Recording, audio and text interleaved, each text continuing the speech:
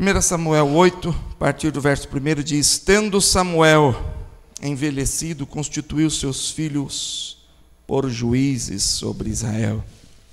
O primogênito chamava-se Joel, e o segundo Abias, e foram juízes em Beerseba. Porém seus filhos não andaram pelos caminhos dele, antes se inclinaram à avareza e aceitaram subornos e perverteram o direito. Então os anciãos todos de Israel se congregaram e vieram a Samuel a Ramá e lhe disseram: Vê, já estás velho e teus filhos não andam pelos teus caminhos, constitui-nos, pois agora um rei sobre nós, para que nos governe como tem todas as nações. Porém esta palavra não agradou a Samuel, porque disseram: Dá-nos um rei, para que nos governe. Então Samuel orou ao Senhor. Disse o Senhor a Samuel: Atende a voz do povo em tudo quanto te diz, pois não te rejeitou a ti, mas a mim, para eu não reinar sobre ele, segundo todas as obras que fez desde o dia em que o tirei do Egito até hoje, pois a mim me deixou e a outros deuses serviu, assim também o faz a ti. Agora, pois, atende a voz, porém adverte-o solenemente, explica-lhe qual será o direito do rei que houver de reinar sobre ele. Desça para o verso de número 18, avancei aqui, 18. Então naquele dia clamareis por causa do vosso rei, que houverdes escolhido, mas o Senhor não vos ouvirá naquele dia.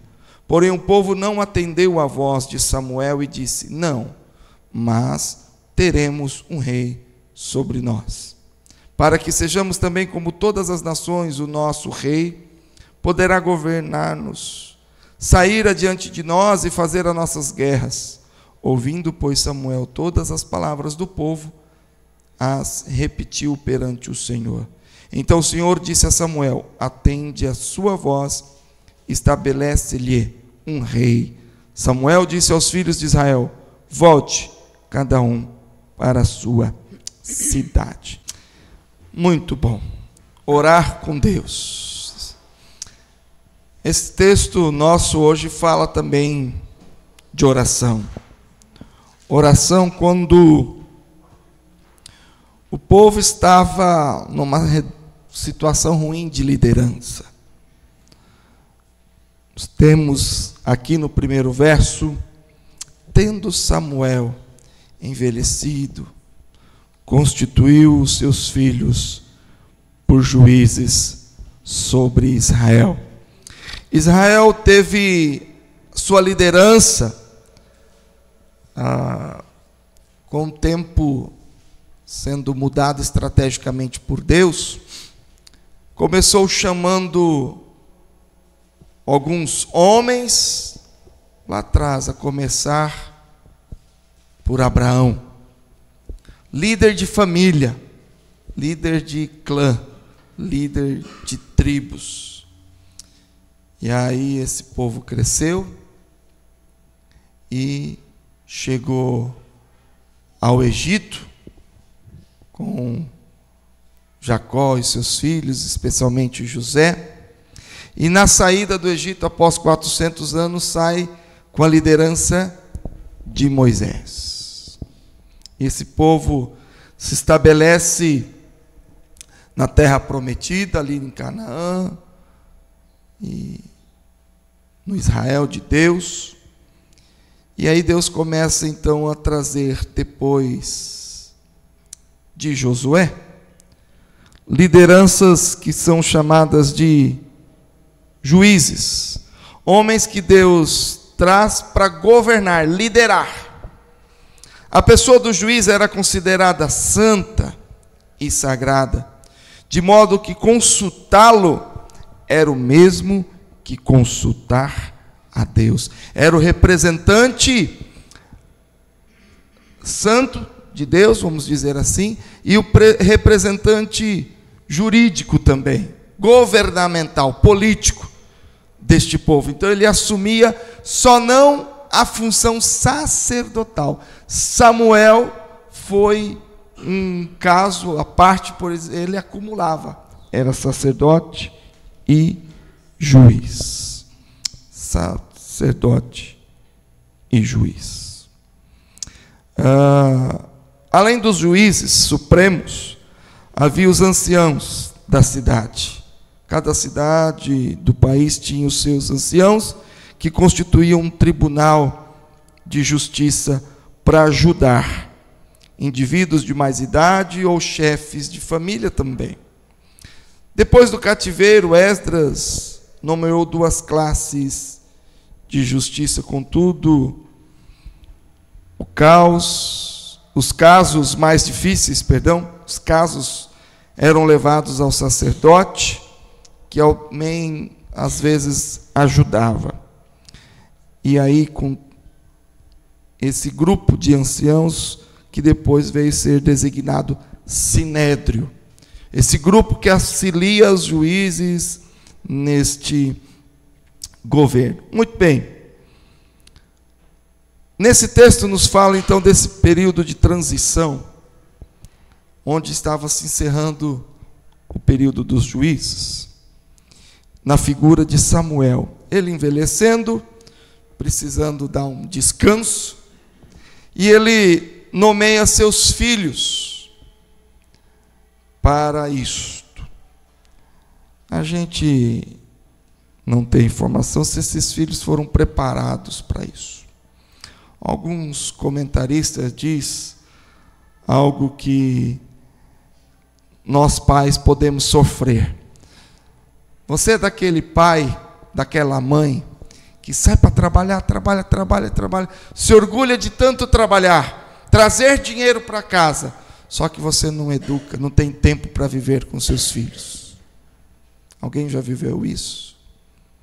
Alguns acusam Samuel disso.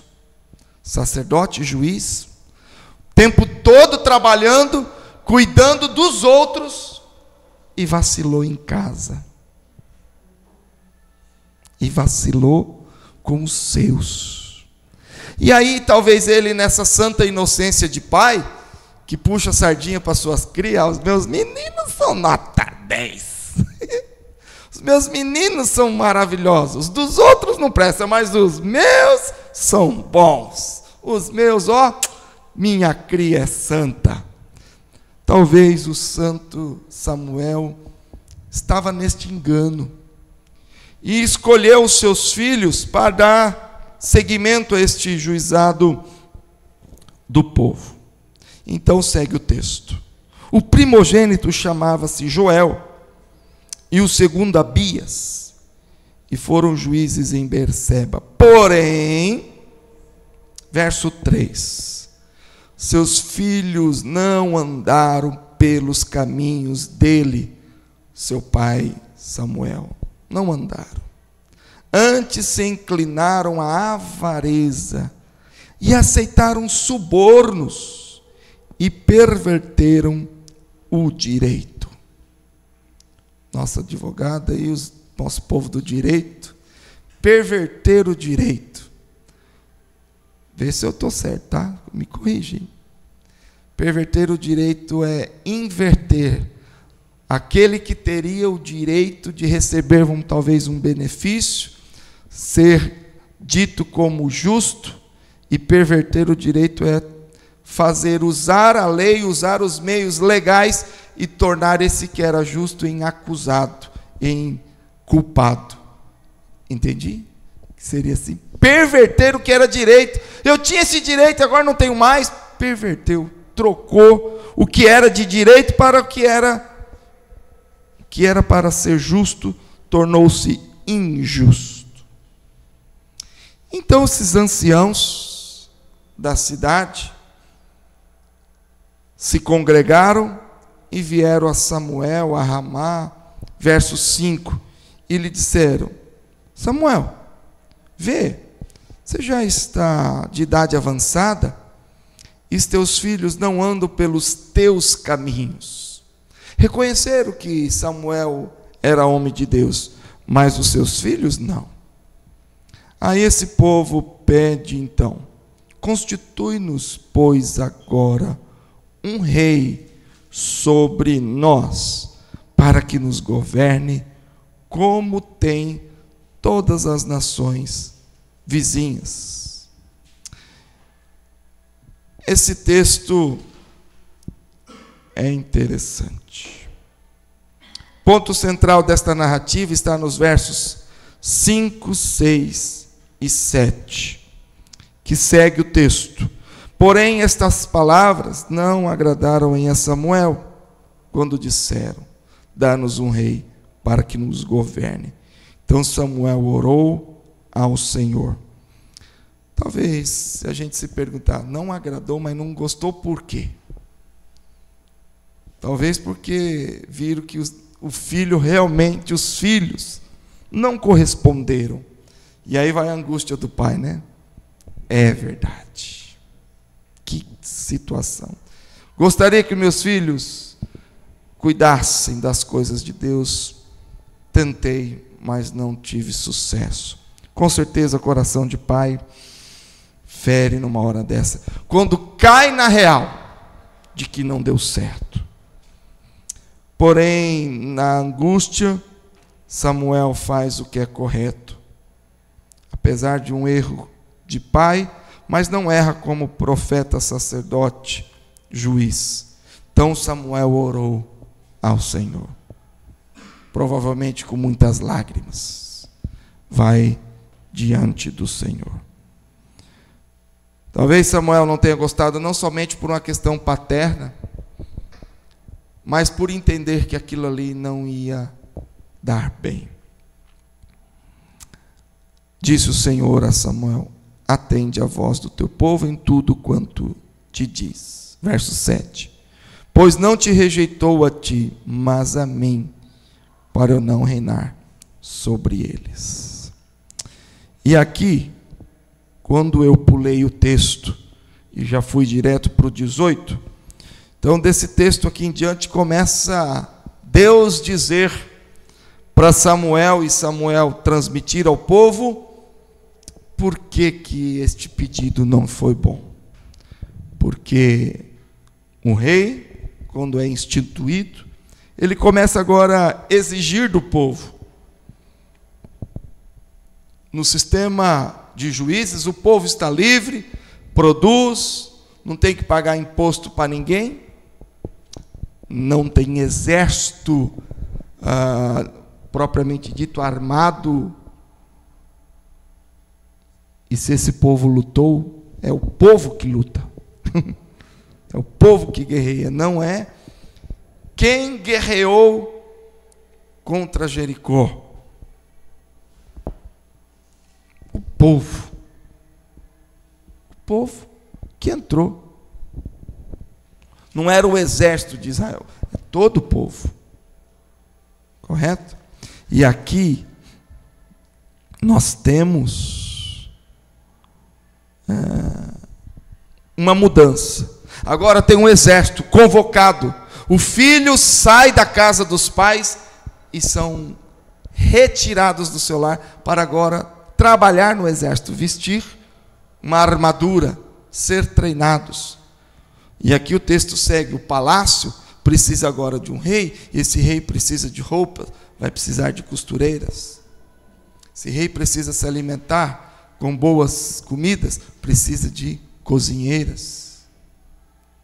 Então, vem redigindo aqui, verso 13: tomará as vossas filhas para perfumistas, cozinheiras e padeiras, tomará o melhor das vossas lavouras e das vossas vinhas e dos vossos olivais, e o dará aos seus servidores. As vossas sementeiras e as vossas vinhas dizimará, para dar os seus ofícios aos seus servidores. Também tomará os vossos servos e as vossas servas, e os vossos melhores jovens, e os vossos jumentos, e os empregará no seu trabalho. Dizimará o vosso rebanho, e vos sereis por servos. Agora no palácio do rei, terá servos do rei.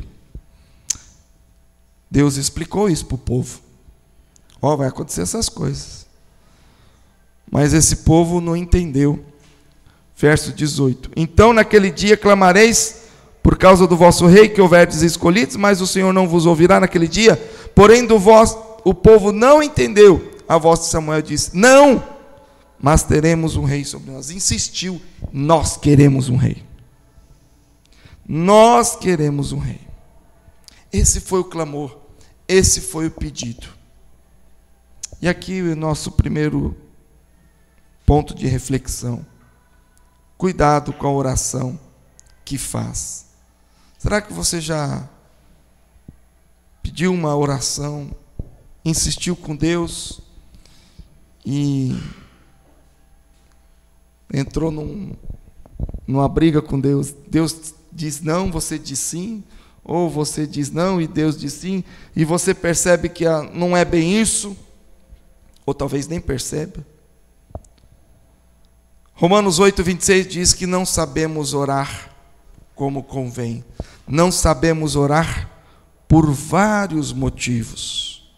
Não sabemos orar como convém. Oramos talvez por inveja alheia. Olha o que esse povo disse: queremos para sermos como os povos vizinhos que têm rei. Uma oração não para que seja o melhor, mas para copiar os outros. Você já pediu um carro para Deus? Não porque você precisa trocar de carro, mas porque o vizinho comprou carro novo, um lançamento, carro importado. Aí tem que comprar o igual, porque eu não posso ficar diferente. Talvez nós pedimos coisas para Deus que vai agradar a nossa alma e não o coração de Deus. Desejar o que o outro tem, pedimos por inveja, por avareza. Talvez pedimos por modismo. Modinha, todo mundo tem, também quer ter. Não é só por uma questão de inveja, por questão de moda. Isso é um mal muito da juventude. Época de tênis, né? Os meninos, tênis é top. Jovem adolescente, quando sai um tênis e vai um moleque novo com tênis colorido na escola, olha, dá um bufufu. O que acontece? As mães chegam e falam: mãe, eu quero tênis novo. Mas por quê? O fulano foi na escola com aquele tênis. Já era. A calça assim, a calça assada. Bolsa. Mulheres. Quem governa a sua estética, o seu vestuário, é a modinha? Tem que ser bem vestido sempre. Mas esse negócio de modinha, gente, eu não aceito, eu não entendo. Às vezes minha mulher quer que eu compre uma roupa daqui. Por quê? Porque está na moda. Eu falei: mas ela não manda em mim? Ué, só porque está na moda? E daí? Eu lembro que na época que saiu a televisão, não a de LED, a fininha, lançou a tela plana. Tela plana. Eu tinha uma outra TV, antes era tubo com tela plana, né? Mas era primeiro a 29 polegadas, tela plana, e eu tinha outra veinha, pequenininha, meu abençoado sogro tinha me dado. Aí todo mundo que ia em casa falava para mim: mas você tem que trocar a TV grande, agora está na moda, 29 polegadas, tela plana. Falei: mas a minha está funcionando, rapaz. A minha assiste tudo que tem na outra. Não, mas tem que trocar e tal. Aí quando a minha pifou, aí eu comprei uma grande. Quando eu comprei a bendita da tela plana, já estava saindo as fininhas. Verdade. Eu falei: agora o povo não é nem tela plana, é tela chata, porque o tubo tinha ido embora. Quando eu comprei a minha tela plana de tubo, a dos outros já não tinha mais tubo.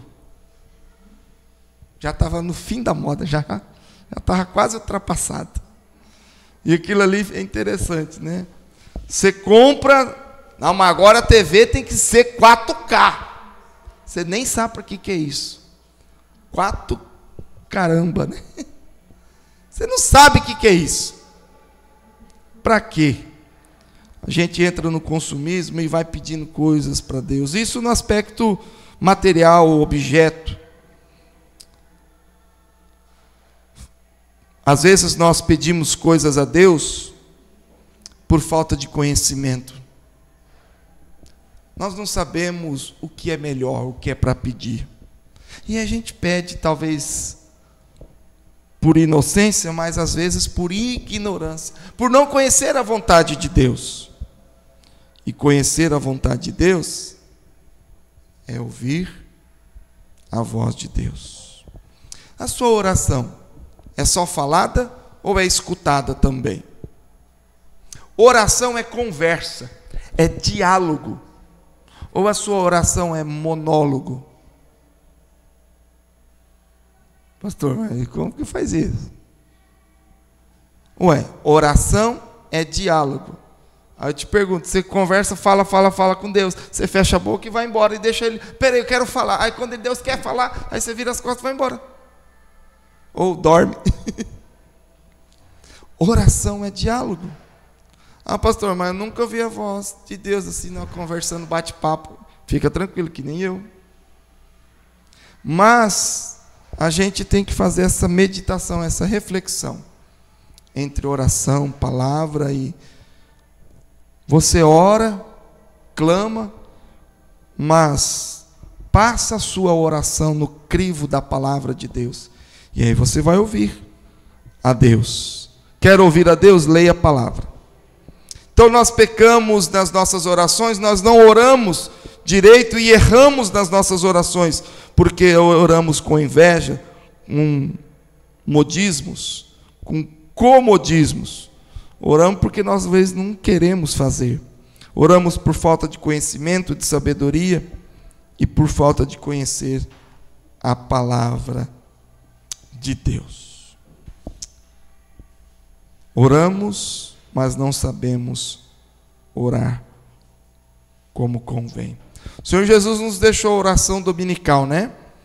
Na nossa escola dominical de manhã, nos domingos, nós, já há uns 2 anos, Marcelo, para cá?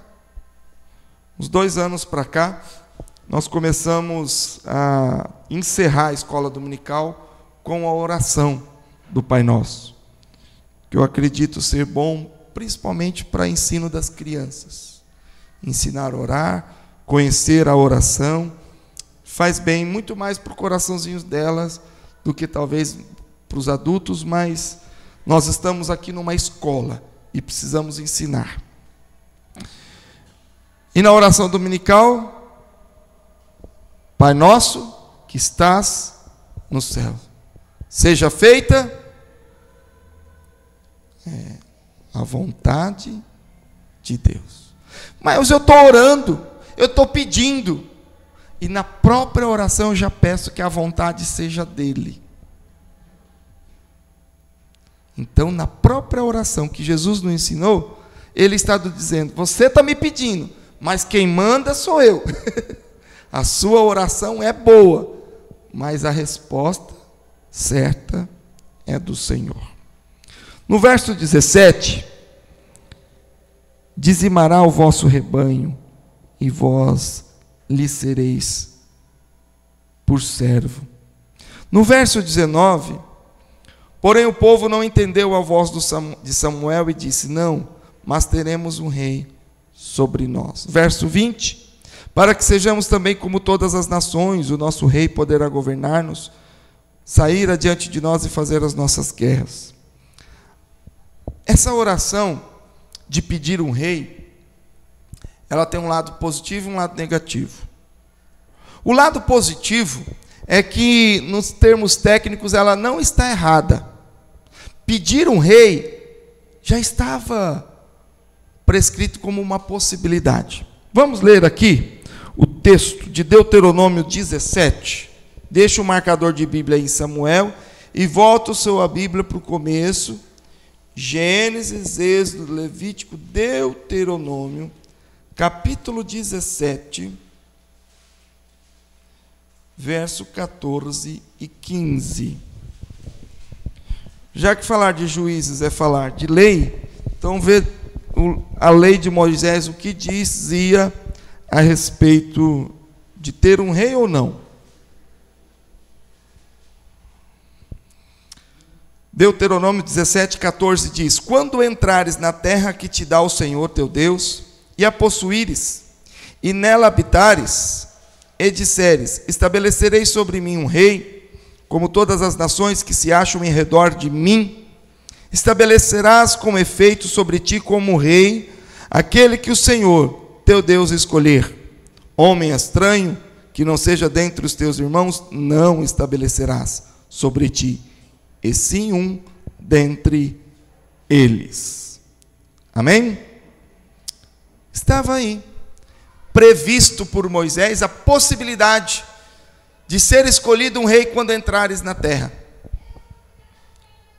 Moisés escreve isso, preparando o povo, dando a eles a lei, quando entrar lá na terra. Quando entrar lá na terra, podem escolher um rei para vocês. Só que eles não escolheram um rei. E começou a vir sendo os juízes escolhidos por Deus. E os juízes, como nós dissemos, eram representantes de Deus. Eles falavam com Deus, por Deus, e julgavam o povo, e governavam aquele povo. Estava indo muito bem. Nada contra os juízes, nada contra o método. Então esse texto me dá a entender que quando eles chegassem lá, chegamos, estabelecemos, conquistamos a terra, vamos estabelecer o nosso rei, como diz, beleza. Mas eles, vamos dizer, perderam a oportunidade e seguiram no caminho do Senhor com os seus juízes. E quando veio um problema em que Samuel envelheceu, colocou os filhos, e os filhos não andaram no caminho do Senhor, eles falaram: não queremos mais, queremos um rei agora. O pedido está certo, errado está a motivação, errada está a motivação. A oração não está errada, mas a motivação sim. Pedir um rei era previsto por lei. Qual o problema? Mas pedir isso, Deus, sabendo e lendo o nosso coração, sabe os nossos motivos.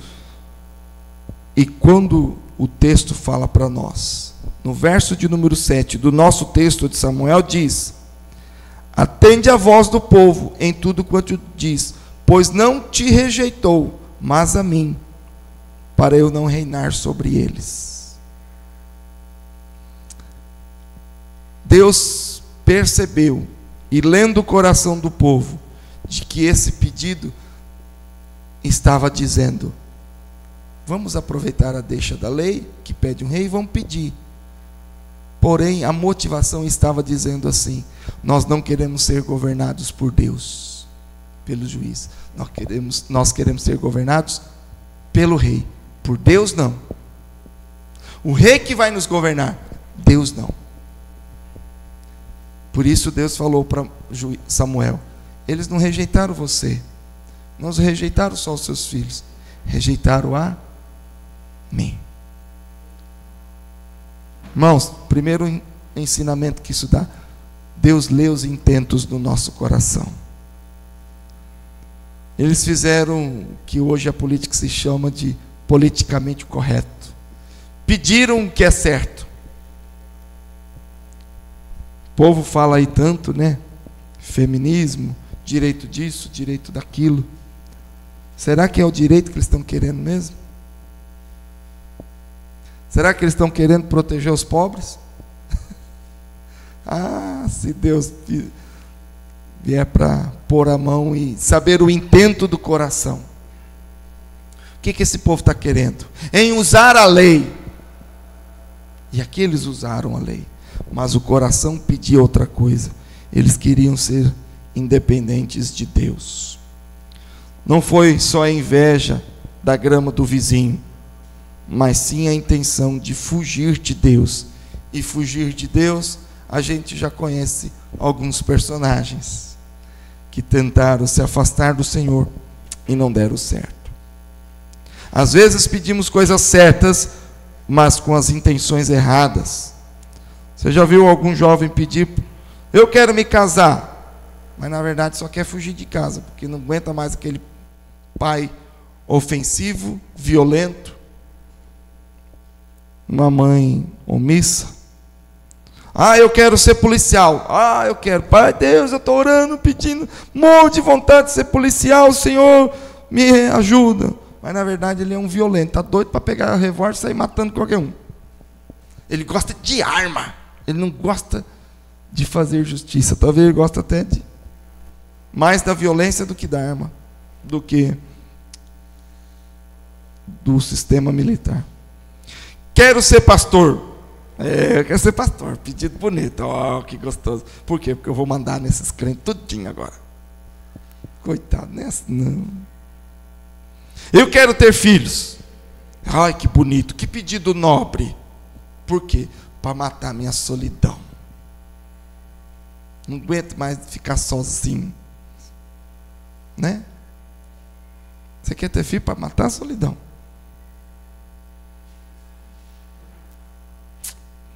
São pedidos justos, com as intenções erradas.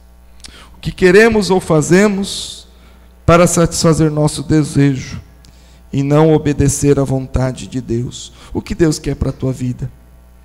Para não ficar debaixo da orientação do governo de Deus, o povo pede, suplica e quer fazer a sua própria vontade. Pecaram contra Deus. Quando nós oramos, passando pelo crivo da palavra, aí a gente vê que as nossas vontades vão ficar em segundo plano, e você nem vai reclamar disso. Primeiro aspecto, que a nossa oração tem que ter cuidado em saber pedir. Cuidado com o coração que pede, né? Sem olhar as coisas erradas, porque se talvez você pedir, você quer um casamento, Deus vai dar. Você quer um carro daquele jeito, Deus vai dar. Você quer um filho, Deus vai dar. Você só não pede como, né? Aí vem aquele tribulado que você vai ocupar seu tempo, vai acabar a solidão e vai entortar a sua coluna, mas tudo bem. Deus vai dar. Deus deu o rei para eles. Então, cuidado com o que pede. Mesmo que a oração não esteja teoricamente errada, cuidado com o que pede, porque Deus pode te dar. E o que me chama a atenção também no verso 18: então naquele dia clamareis por causa do vosso rei, que houverdes escolhidos, mas o Senhor não vos ouvirá naquele dia. Oração respondida não tem estorno.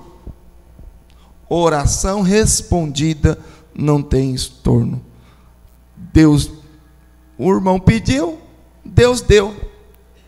Aí você fala: Deus, não quero mais esse marido não prestou não, pega de volta.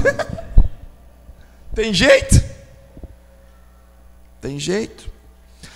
Deus, queria tanto filho, mas esse filho veio tão desobediente, tão sem vergonha, tão briguento, tão isso, tão aquilo outro, mas está difícil educar o filho, pega de volta. Deus, não quero não. Oração respondida não tem estorno. O povo pediu um rei, mas o Senhor não vos ouvirá naquele dia que você se arrepender do que pediu. Deus não vai ouvir. Deus deu, está dado. Assumam as consequências dos seus desejos. Tem coisa que precisamos consultar a Deus em primeiro lugar. Quando nós oramos em sintonia à palavra, você não corre risco de orar coisa errada. Quando você ora, como diz a oração dominical, seja feita a tua vontade. Pai, eu estou pedindo, mas se o Senhor achar que não está certo, não faça. Porque se o senhor fizer, depois eu não posso me arrepender. Ou se arrepender, não tem estorno. Pai, faz a sua vontade. Gente, olha a oração que Jesus fez no Getsêmani.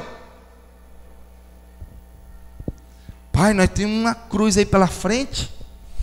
Tem que enfrentar uns traíra aí, de uns discípulos. Não um, mas dois. Não tem jeito de mudar esse negócio, não. Esse negócio de cruz aí, dói um pouquinho, tal de chicotada nas costas, tal de coroa, espinho. Aí Deus Pai com certeza falou no coração de Jesus: não, vou passar não. Você já sabia, faz muito tempo que o projeto era esse. A palavra de Deus sobre o Filho Jesus. Aí Jesus fala: é verdade, Pai. Mas não passa de mim esse cálice. Não, Pai, não passa não. Nós vamos ter que cumprir ele. Então seja feita a tua vontade. Vamos para frente. Jesus sabe o que é oração respondida com não. E se Jesus sabe oração respondida com não, porque Deus vai ter que ser obrigado a responder todas as suas ou as minhas com sim. Por que você vai achar que a oração é perfeita só porque está orando? Não. Eu sou pecador, falho. Talvez eu não estou entendendo as coisas ao meu redor. E, gente, não é porque eu sou pastor, mas eu já orei muita oração errada. Eu oro sempre. Oro sempre oração errada. Não é porque era uma época da minha vida, eu evoluí, agora sou pastor, não faço mais isso. Não! Eu também oro coisa errada. Todos nós oramos. Aconselhando uma pessoa, a pessoa estava brigando com Deus. Pastor, estava brigando com Deus. Eu falei assim: ótimo, que bom saber que você brigou com Deus. Já percebeu que você perdeu a briga? Já, pastor. Que bom, com Deus a gente sempre perde. Porque é Ele que tem a resposta certa, o que Ele quer melhor para a tua vida e para a minha vida. E quando a gente entra no bom sentido, em briga com Deus, no bom sentido, porque você está aí, querendo pôr o seu desejo e Deus quer fazer outra coisa, até o ponto que você reconhece e fala: não, Deus, é verdade, eu tenho que passar pela cruz, e por mais difícil que seja. Então nós temos que, nas nossas orações, começar a dizer: menos de mim e mais de Deus. Pastor, como eu fico sabendo o que é mais de Deus? Lendo a palavra, gente. Como eu sei qual é a vontade de Deus para a minha família, para o meu trabalho? Bíblia. Bíblia. Pastor, mas como assim? Como eu vou saber se Deus quer que eu seja sócio de um empreendimento ali? Esse tipo de assunto não está na Bíblia. Como que eu vou saber, né? Se é para casar com fulano, com a fulano, é para casar ou não é para casar? O que eu faço? O nome da minha namorada não está na Bíblia. Como que eu devo falar? Não, é para casar com a fulana. Essa frase não vai achar na Bíblia. Não, não vai. Mas na Bíblia existem princípios, ensinamentos, que vão dar base e sustentação para a sua resposta. Se você estiver apaixonado e apaixonada por alguém casado, ou até mesmo que esteja namorando: pastor, eu queria casar, namorar com fulano, com a fulana, mas o fulano é casado, pastor. Para que entrar nessa briga com Deus? Deus já deu a resposta. Não é os princípios.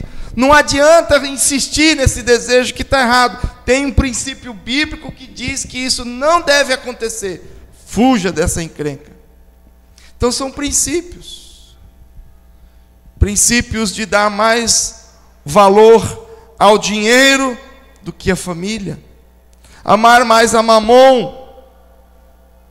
Aí quando você faz esse empreendimento, e este empreendimento vai te roubar muito tempo da família, de estar mais tempo com os filhos, dar tempo para a esposa. Reveja se você está precisando fazer mais investimento na empresa ou mais investimento na família. O que te vale mais? O que é mais importante? Nós temos que pegar os princípios bíblicos e trazer para a nossa oração. E passar então esses nossos pedidos, os nossos sonhos, os nossos desejos, porque enganoso é o coração do homem, e passar na peneira da palavra de Deus. Se isso é bom, se isso edifica, se isso abençoa o corpo de Cristo, a igreja, se isso vai ser bênção, se isso vai alegrar o coração da esposa, do esposo, dos filhos, se isso vai ser bom para todos. Se a coisa caminhar apenas para alegrar o seu único, exclusivo coração, já começa a abrir um alerta. Você não é uma andorinha que voa sozinha. Andorinha voa em bando. E nós não vivemos sozinhos. Nós precisamos viver em família, e família tanto física, de sangue, quanto a família da fé. A melhor oração é aquela que está de acordo com a vontade de Deus. Seja feita a sua vontade. Quero terminar com as seguintes reflexões. Como posso saber então a vontade de Deus para que eu não ore errado lendo a Bíblia? Peça o que está na palavra. Consulte a palavra. Sim, já temos um governo que nos rege, o Senhor Jesus, o nosso Deus. Às vezes nós queremos ter o governo sobre a nossa vida, ou um governo externo, ou nós próprios, somos reis da nossa própria vida. Só que a palavra nos orienta que nós já temos um rei. Não adianta pedir outro. Senhor Jesus é o nosso rei. Não peça outro. Já temos um rei sobre nós. Não coloque a si mesmo como rei da sua vida, porque isso não vai dar certo. Não coloque a sua vida num outro altar, num outro Deus, num outro rei, porque isso é rejeitar o Senhor Jesus. Temos o melhor rei do mundo, o maior rei do mundo, o reino perfeito de Deus Pai, Filho e Espírito Santo. Peça sabedoria. Reina em mim, Senhor Jesus. Sob o seu governo e orientação, então seremos melhores sucedidos, mais felizes, mais realizados. Quer errar menos? Ore os princípios e por que não até os próprios versículos bíblicos. Orar o que está literalmente na palavra, não tem problema não, né? Isso não é nenhum problema, mas que você esteja com o coração quebrantado, aberto.